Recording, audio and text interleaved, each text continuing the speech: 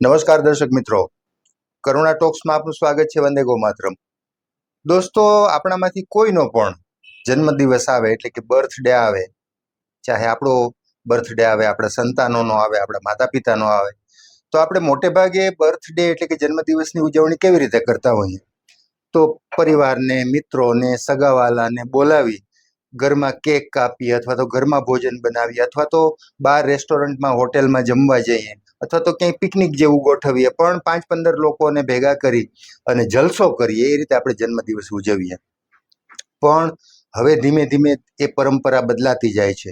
બીજાને કંઈક આપીને, બીજાને ભોજન કરાવીને, અબોલ જીવોનું કલ્યાણ કરીને પણ જન્મદિવસ ઉજવી શકાય છે, એવો મેસેજ સમાજમાં કેટલાક વર્ષોથી ગયો છે અને એને બરાબર લોકો ફોલો કરી રહ્યા છે. આ વાત હું એટલા માટે કરું છું કે બહુ જાણીતા જીવદયા પ્રેમી, સેવાભાવી, સેવારત એવા મિત્તલભાઈ ખેતાણી, જો કે નામ જ કાફી છે, એનો કોઈ પરિચય આપવાની જરૂર નથી, છતાં પણ એમ કહું કે કરુણા ફાઉન્ડેશનના પ્રમુખ સેવક અને animal welfare board of India એના એક સદસ્ય એવા મિત્તલભાઈ ખેતાણી અને ડિમ્પલબેન ખેતાણી બંને સેવાભાવી દંપતી છે. એમના પુત્ર એ પણ સેવાભાવી છે, માનસ ખેતાણી. એમનો 18મા વર્ષમાં પ્રવેશ થઈ રહ્યો છે આવતા દિવસોમાં, એટલે કે 27મી મેએ. તો એ પણ ધારે તો મેં કીધું એવું કરી શકે છે, 5, 25, 50, 100, 200 લોકોને જમાડી શકે છે, અથવા તો કોઈ મોટી પિકનિક કરી શકે છે. ના, પણ એવું કરવાને બદલે એમણે એવું વિચાર કર્યો છે, માનસે એવો વિચાર કર્યો છે કે મારો જન્મદિવસ એવી રીતે ઉજવાય કે 4 દિવસના વિવિધ સેવા પ્રકલ્પો સાથે મારો જન્મદિવસ ઉજવાય અને સમાજને એક આપણે મેસેજ આપીએ. તો આ રીતે એમનો જન્મદિવસ ઉજવવાનો છે, 4 દિવસના સેવા પ્રકલ્પો સાથે. માનસ ખેતાણી અત્યારે મારી સાથે સ્ટુડિયોમાં ઉપસ્થિત છે. માનસ, આપનું સ્વાગત છે. નમસ્તે. નમસ્કાર. નમસ્કાર. માનસ, સૌથી પહેલા તો જન્મદિવસની એડવાન્સમાં શુભકામના આપી દઉં. ધન્યવાદ. ધન્યવાદ. અને સૌથી પહેલા તમારે એ પૂછવું છે કે આવો વિચાર કર્યો, આવો વિચાર આવ્યો, કોને આવ્યો કે ભાઈ જન્મદિવસ આપણે 100-200 લોકોને જમાડીને નહીં, પણ અલગ અલગ પ્રકારના માનવ સેવા, જીવ સેવાના પ્રકલ્પો દ્વારા ઉજવવો છે, 4 દિવસ સુધી ઉજવણી કરવી છે? એક તો ધન્યવાદને પાત્ર છે આવો વિચાર જેને આવ્યો. સૌથી પહેલા મારે આ જાણવું છે કે આવો વિચાર કોણે કર્યો અને આ પ્રકલ્પો પણ કોણે નક્કી કર્યા? જી, આજ જ્યારથી હું પહેલેથી નાનો હતો, જેમ કે મારો 10મો જન્મદિવસ છે, તો હું 10મા જન્મદિવસ હોય મારો, તો હું 10 વૃક્ષ વાવતો. અચ્છા. પછી 11મો જન્મદિવસ છે તો 11 વૃક્ષ વાવતો. 12મો છે તો 12 વૃક્ષ વાવતો. હવે આ વર્ષે 18 વર્ષનો થાઉં છું. હવે તો બધું લાયસન્સ, આધાર કાર્ડ, વોટિંગ ને બધું થઈ જશે હવે તો મારા માટે માન્ય. તો હવે શું છે કે હવે મોટું પગલું ભર્યું, તો આ વખતે 4 દિવસ માટેનું આયોજન કર્યું છે. એમાં શું છે કે પેલા દિવસે એટલે 24મા તારીખે સદભાવના વૃદ્ધાશ્રમ ખાતે જે વડીલો હોય છે તેની સાથે ઉજવણી કરીશ. 700 વડીલોને મળવા જઈશ. ક્યાં વાત. તેમને પગે લાગીશ, તેમને મીઠું મોઢું કરાવીશ. પછી 25 તારીખ જે છે ત્યારે રાજકોટના જે વિવિધ ચબુતરાઓ છે ત્યાં પાણીની, ચણની અને બધી અલગ અલગ પ્રકારની વ્યવસ્થા કરીશ. પછી 26મી તારીખ છે ત્યારે જે અત્યારે બહુ ગરમી પડી રહી છે, આપને પણ ખબર હશે, અત્યારે હીટ વેવ ના કારણે ઘણા બધા પશુ પક્ષીઓ જે છે તે મરી રહ્યા છે. તો મારો એક વિચાર હતો કે આપણે અલગ અલગ ચબૂતરે, પછી અલગ અલગ જગ્યાએ, જાહેર સ્થળોએ આપણે પશુ પક્ષી માટે પાણીની કુંડી, પછી કુંડા અને અલગ અલગ વસ્તુની એની વ્યવસ્થા કરી, જેનાથી પાણીની વ્યવસ્થા એના માટે પૂરી થાય. બરાબર. એ પ્રકારનું આયોજન છે. અને જે 27મી જે છે ત્યારે જે નમ્રમુનિ મહારાજ સાહેબ માંથી પ્રેરિત થયેલું જે અરમ યુવા સેવા ગ્રુપ અને એનિમલ હેલ્પલાઇન કરુણા ફાઉન્ડેશન દ્વારા ચાલી રહ્યું છે પરમ જીવદયા રથ છે, તેના સાથે જઈ ન્યારી ડેમ જે છે ત્યાં હું પાણીમાં જે માછલાઓ, અલગ અલગ પ્રકારના જીવો રહી રહ્યા છે, જે તેને ચણની ગોળી નાખીશ, ગાંઠિયા નાખીશ, પછી જે ખિસકોલી હોય છે જે તેના માટે મકાઈની વ્યવસ્થા કરીશ અને તે પ્રકારની અલગ અલગ જીવોને સાતા મળે એ પ્રમાણનું આયોજન કરીશ. અને તમે જેમ પૂછ્યું કે આ બધું આયોજન કોણ કરી રહ્યું છે, આ બધો વિચાર કોને આવી રહ્યો છે, તો આ બધું તો મારા જે નરોત્તમભાઈ ખેતાણી હતા, જે મારા દાદા કહેવાય, એને ત્યારથી અમારા વારસામાં સેવાનું આવેલું છે. તે પણ RSS માં હતા. ત્યારથી જે આપણું જે અયોધ્યા જે છે રામ મંદિર, તેના આટલું લડત કરવા જતા. તો ત્યારથી પછી મારા પપ્પામાં જે સેવાની ઓલી વારસાગત આવ્યું, પછી મારામાં આવ્યું, પણ એ રીતના આગળ વારસો વધી રહ્યો છે. જી જી. સેવાની સરવાણી, સેવાનું ઝરણું છે, ત્રીજી પેઢી સુધી પહોંચ્યું છે, એટલે ખૂબ સારી વાત છે. માનસ સરસ વાત કરી અને સરસ વિચાર કર્યો છે. 24 થી 27 તારીખ સુધીના જે પ્રોગ્રામો છે, એટલે કે 27મી મેએ જન્મદિવસ છે, પણ 24મી થી પ્રોગ્રામો સેવા પ્રકલ્પો શરૂ થઈ જવાના છે. ખૂબ સરસ. અચ્છા માનસ, મારે ખાસ તો એ પણ પૂછવું છે કે દર વખતે અલગ અલગ પ્રકારના પ્રોગ્રામો, કીધું કે 10મા વર્ષે 10 વૃક્ષો, 11, 12 એ રીતે. હવે બધું 18 વર્ષની ઉંમર છે એટલે બધું ઓફિશિયલ બધું થઈ જવાનું છે, લાયસન્સ સહિતનું, એટલે મોટો પ્રોજેક્ટ હાથમાં લીધો. ખૂબ સરસ. અચ્છા, સામાન્ય રીતે ઘણી વખત મેં જોયું છે કે તમે ઘણા બધા સાધુ સંતોને મળતા હો છો, સેવા પ્રવૃત્તિને કારણે મળવાનું થતું હોય છે, મુખ્યમંત્રીને, રાજ્યપાલશ્રીને, મંત્રીઓને અને ઘણા બધા સેલિબ્રિટીઝને. તો એમને મળીને કયા પ્રકારની વાતો થતી હોય અથવા કેવી પ્રેરણા એ લોકોના જીવનમાંથી મળતી હોય છે? અલગ અલગ પ્રકારના જે વ્યવસાયીઓ હોય છે અથવા તો જેને આપણે મોટા માણસો કહીએ છીએ, એને મળીને આપણા જેવા નાના માણસો એની પાસેથી કયા પ્રકારની પ્રેરણા લેતા છે? તમે જ્યારે મળો છો ત્યારે તમે એમની સાથે વાત કરો છો, એમને કોઈ શબ્દોમાંથી, એમની વાતમાંથી, એમના જીવનમાંથી પ્રેરણા મળી છે, એવા દાખલા બન્યા છે? જી, હમણાં જ છેલ્લે જયારે હું મુખ્યમંત્રી શ્રીને મળ્યો હતો ગાંધીનગરમાં, ત્યારે મેં એમને એક વાત પૂછી હતી કે તમે આવડું મોટું રાજ્ય છે ગુજરાત, જે ફાસ્ટેસ્ટ ગ્રોઈંગ છે અને ઇન્ડિયામાં આખું પહેલા નંબરે આવે કે જેનું ડેવલપમેન્ટ સૌથી સારું છે, તો મેં એમને પૂછ્યું હતું કે તમે આટલું બધું મેનેજ કઈ રીતે કરો છો? તો એમને એક જ શબ્દમાં ખાલી જવાબ આપ્યો કે ગોસિપ નહીં, એટલે કાંઈ વાતચીત નહીં કરવાની, ખોટી વધારાની વાતચીત પૂછવાની નહીં, અને હાર્ડવર્ક કરતું રહેવાનું. જેમ નરેન્દ્રભાઈ મોદી જે છે અત્યારે, એમની ઉંમર અત્યારે 75 વર્ષની છે, તોય પણ એ દિવસની 18 કલાક કામ કરે છે, આપણા હાટું જ કરે છે. અને જ્યારથી સીએમ હતા ગુજરાતના, ત્યારથી એ આટલું બધું કાર્ય કરી રહ્યા છે. પછી જયારે હું આચાર્ય દેવવ્રતસિંહને મળ્યો હતો ત્યારે એ પણ બહુ સારું કાર્ય કરી રહ્યા છે કૃષિ માટે. પછી જે અલગ અલગ પ્રકારનું જે ફર્ટિલાઇઝર હોય છે, બધા આપણા જે ફાર્મર્સ હોય છે એ લોકોને એક ગાઈડન્સ આપે છે બહુ સારું કે કઈ રીતના આપણે બધું ઓર્ગેનાઇઝ કરી શકીએ અને કઈ રીતના સારી ખેતી કરી શકીએ. ત્યારે તેમને મળેલો ત્યારે એમને એ જ કહેલું હતું કે તમારે હાર્ડવર્ક બહુ જરૂરી છે, ભલે સ્માર્ટ વર્ક પણ સાથે કરો, પણ હાર્ડવર્ક બહુ જરૂરી છે. જી. અચ્છા, ઘણા બધા સાધુ સંતો, મોરારી બાપુને પણ મળવાનું બન્યું છે, સદભાવનાની કથા દરમિયાન અહીંયા મળ્યા છો, એ ઉપરાંત પણ મળ્યું છે, ઘણા બધા સંતોને મળવાનું થયું છે. તો એમના જીવનમાંથી પણ કંઈક આપણને બે શબ્દો એમણે કીધા હોય અથવા તો એમના આશીર્વાદ છે આપણી સાથે હોય એવું લાગ્યા કરે? જી, મોરારી બાપુને જયારે હું મળેલો ત્યારે એમની પાસે જાય એટલે એક પોઝિટિવ ઉર્જા બહુ, મતલબ ત્યારથી આપણે આમ થતું હોય કે આજે નથી સારું કે એમ, તો એની પાસે જાય તો આમ રિચાર્જ જેને કહેવાય ને એ રીતના મળી જાય છે. અને તેની કથા સાંભળતો હોય ત્યારે મેં એક વાત સાંભળેલી હતી કે આજે બેરખો પહેરેલો છે મેં, જે તમને બતાડી શકું. તેને એમ કહેલું હતું કે બેરખો એટલે શું થાય, એનો મિનિંગ શું થાય? બેરખો એટલે કે બે રાખ, મને એટલે કે ભગવાનને અને સંસારને. ઈ એક મારા માટે બહુ મોટી પ્રેરણાદાયક વાત છે અને હું એને ફોલો પણ કરું છું. ક્યાં વાત છે, વાહ વાહ.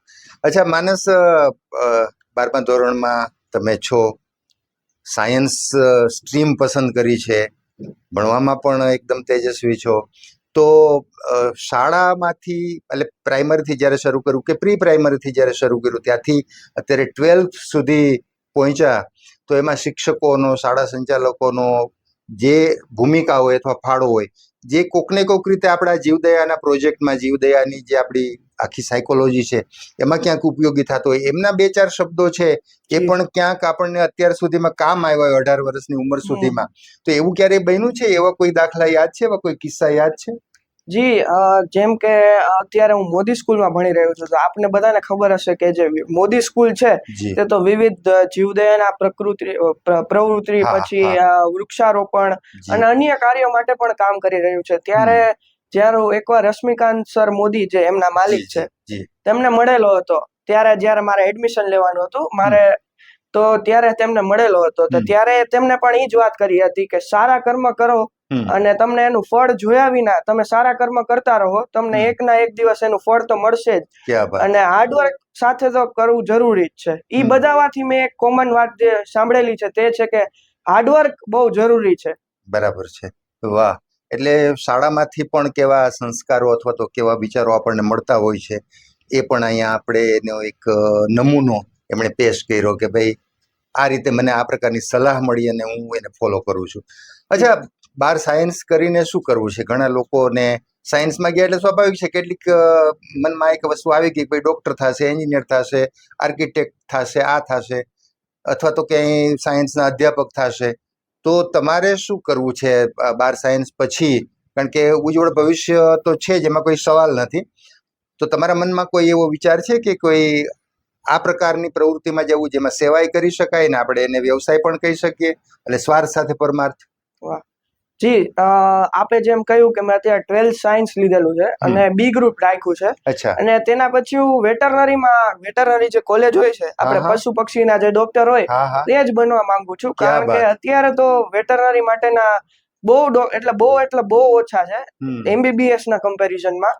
અને આપણા અહીંયા કોલેજ પણ ઓછી છે, પણ ધીમે ધીમે જેમ ડેવલપમેન્ટ થાય છે તેમ કામધેનુ યુનિવર્સિટી અને બીજી બધી યુનિવર્સિટી છે તે બની જઈ રહી છે. પણ હું પણ મારા બાળ સાથીઓને કહીશ કે તમે પણ એક વેટરનરીમાં એક રસ જગાવો. આમાં પણ બહુ મોટું ફિલ્ડ છે અને આમાં પણ સેવા સાથે પગાર એટલે કે પૈસા બંને મળે છે. અને આ સેવા તો અબોલ જીવોની કરવી જ જોઈએ. એટલે હું તો એમ જ વિચારું છું કે વેટરનરી ડોક્ટર બનું અને અબોલ જીવોની સેવા કરું. ક્યાં વાત છે, માનસ બહુ મોટો વિચાર કર્યો છે. લોકો MBBS MD MS થવાનો વિચાર કરે છે અથવા તો એન્જિનિયરિંગ કરવાનો વિચાર કરે છે, ત્યારે તમે વેટરનરી ડોક્ટર થઈ અને જે બોલી નથી શકતા, જે લોકો કહી નથી શકતા કે મને આ સમસ્યા છે, એનું નિવારણ કરવા માટેનો વિચાર આ ઉંમરથી કર્યો છે. એટલે મને લાગે છે એ પણ એક સંસ્કારનો જ પ્રભાવ છે કે ભાઈ આ પ્રકારના વિચારો તમને આવે છે. સરસ, તમે કરી શકશો, એમાં કોઈ શંકાને સ્થાન જ નથી, બિલકુલ કરી શકાય એવું છે. અચ્છા, મને મારે એ પણ પૂછવું છે કે ભાઈ એક માનસ ખેતાણી આવા વિચારો કરી શકે છે. હું 10-15 મિનિટ તમારી સાથે વાત કરું છું તો હું પણ સમજી શકું કે ભાઈ તમારી દિશા કઈ છે. એક માનસ ખેતાણી આવા સેવાના વિચાર કરી શકે છે, આવા સેવાના પ્રકલ્પો હાથ ધરી શકે છે. રાજકોટમાં 10,000 માનસ ખેતાણી તૈયાર કરવા હોય, ગુજરાતમાં 1 લાખ કે 10 લાખ માનસ ખેતાણી તૈયાર કરવા હોય, અને ભારતમાં દેશમાં 10 કરોડ માનસ ખેતાણી તૈયાર કરવા હોય તો શું કરવું જોઈએ? જી, અત્યારે તમે આપણા જે નરેન્દ્ર મોદી સાહેબ છે તે પણ આ રીતના આના ઉપર જ કામ કરી રહ્યા છે કે અત્યારની જે યુથ જે છે તે સારી રીતે આગળ વધે, અનએમ્પ્લોયડ નો રહે.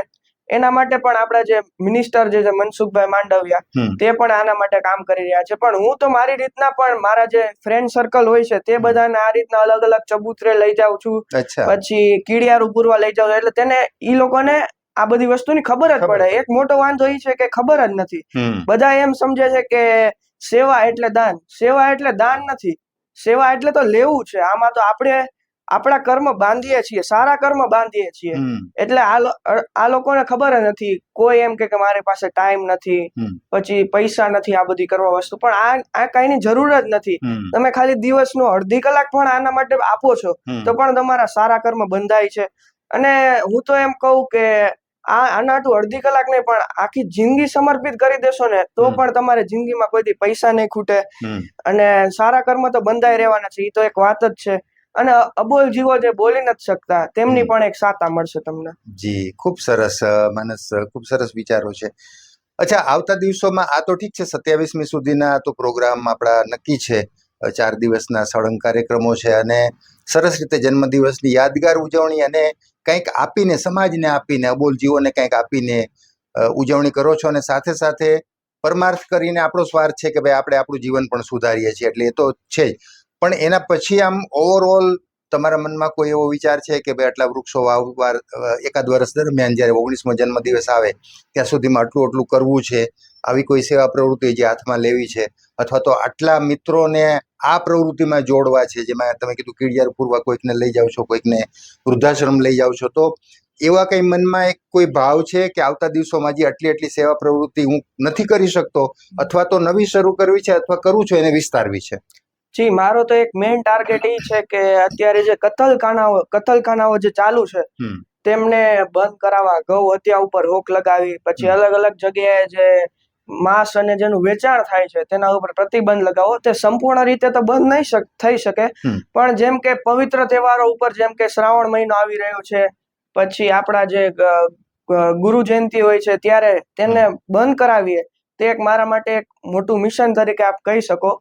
પછી આપણે એક જે જર્મની છે ત્યાં એક અરિહા કરીને એક છોકરી છે, તેમને પણ પાછી લાવવાનું. તે નાની હતી ત્યારે કોઈ કારણોસર તેને ત્યાં મૂકવામાં આવેલી હતી, પણ અત્યારે જે મારી રીતના હું પ્રયત્ન પણ ચાલુ રાખું છું એ લોકોને જીમેલ કરી શકું. જર્મની તો આપણે સ્વાભાવિક છે કે જઈ ન શકીએ, પણ એક મારા મિશન એટલે અંદરથી એમ થાય છે કે તે કેમ તેના મા બાપથી અલગ રહે છે અત્યારે, ત્યાં પણ તેમને સરખું ખાવાનું પ્રોવાઈડ ન થતું હોય, તો એ એક મારું મિશન છે કે જર્મનીથી જે હરિયા દીકરી છે તેની પાછે લઈ આવી અને અલગ અલગ વૃક્ષારોપણનું તે પણ મારા મિશન છે. જી માનસ, ખૂબ સરસ તમારા વિચારો છે અને આટલી ઉંમરે આવા વિચારો આવવા એ પણ એક કુદરતની કૃપા જ કહેવાય. બાકી આ ઉંમરે તો જેન જી ની વ્યાખ્યામાં તમે આવો છો એટલે આ વિચારોની કલ્પના જ ન કરી શકાય કે છોકરીઓ આ ઉંમરના આવા વિચારો કરે. પણ તમે તો કુદરતની કૃપા છે અને વડીલોના આશીર્વાદ છે કે તમે આવા વિચારો અત્યારે કરી શકો છો. અચ્છા, સરસ. તમારા જન્મદિવસની એડવાન્સમાં શુભકામના આપી દઉં છું. અને અમારા દર્શકોને, ખાસ કરીને જે યુથ જે તરુણાવસ્થામાંથી યુવાવસ્થામાં જઈ રહ્યા છે તમારી જેમ, એવા યુવાનો યુવતીઓને એક સંદેશો આપી દો. જી, હું તો એમ જ કહેવા માંગીશ કે આપ ભલે અબોલ જીવન નહીં પણ કોઈ પણ પ્રકારની એક સેવા કાર્ય કરો જેનાથી તમને બહુ સારું થશે. અને મેં તો પણ આ એક્સપિરિયન્સ કરેલો છે કે હું જે સેવા કરી રહ્યો છું તેના કારણે મને મતલબ સફળતા, નાની ઉંમરે સક્સેસ તો ન કહી શકીએ પણ અલગ અલગ મોટા શ્રેષ્ઠીઓને મળવાનું થાય, એ રીતના હું કરી શકું છું. પણ આપ પણ આપણી રીતના જીવદયાના કાર્ય કરો, વૃદ્ધોને જે છે તે સાતા મળે તે રીતના કાર્ય કરો. બસ એ જ હું યુથને કહેવા માંગુ છું આજ. ખૂબ સરસ. માનસ, ફરીથી ખૂબ ખૂબ આભાર વ્યક્ત કરું છું. તમે અમારા સ્ટુડિયોમાં આવ્યા, અમારા દર્શકો માટે આટલી સરસ વાતો કરી. દર્શક મિત્રો, આપણે માનસ ખેતાણીનો જન્મદિવસ આવી રહ્યો છે ત્યારે એડવાન્સમાં શુભકામના તો આપી જ દઈએ છીએ. અને એમણે જે પ્રોજેક્ટ હાથમાં લીધા છે 24, 25, 26 અને 27મી એમનો જન્મદિવસ છે, 4 દિવસના જે સેવા પ્રકલ્પો છે એ પ્રકલ્પો એ તો કરશે જ, અને એનાથી જે પણ જીવને ફાયદો થવાનો છે, લાભ થવાનો છે, થશે.